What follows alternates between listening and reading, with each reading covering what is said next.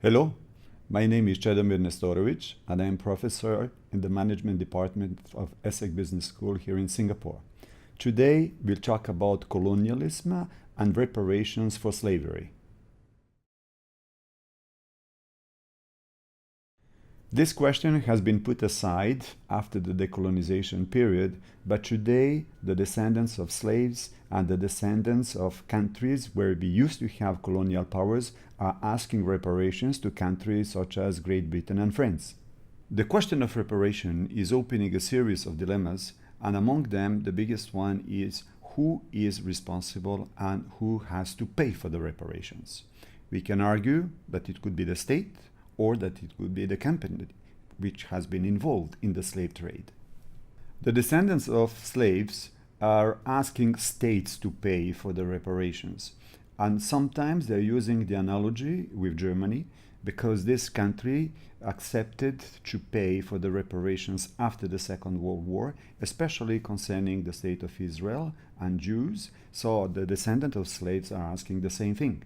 At the same time, different countries refuse to do so, especially Great Britain and France. Even if states accept to pay reparations, we have two big questions. The first one is how much should they pay? And the second one is who will be the recipient of this money.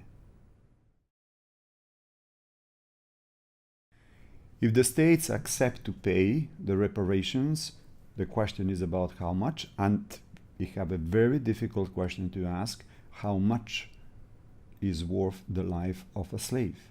It will be practically impossible to answer this question, and this question was not answered by Germany when it has accepted to pay for the reparations after the Second World War.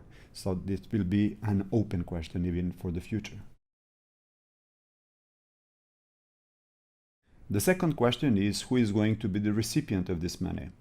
And if we accept the idea that the states should receive this money, states such as Senegal, Mali, Burkina Faso, and so on, the problem is that the states did not exist at the time of the slavery trade.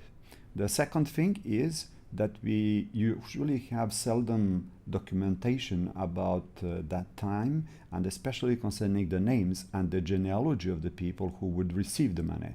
So for these two reasons, there is a huge complexity about who could receive money coming from reparations. States argue that it is extremely complex to pay reparations for the colonialism and for the slavery trade. However, concerning the principle, they are not against the principle in itself. There is a last dilemma. If we accept the reparations coming from a slavery trade, does it mean that we are wiping out all the crimes, especially the crimes from humanity? Because in that case, the state could say, okay, we have paid for the reparations and the case is closed.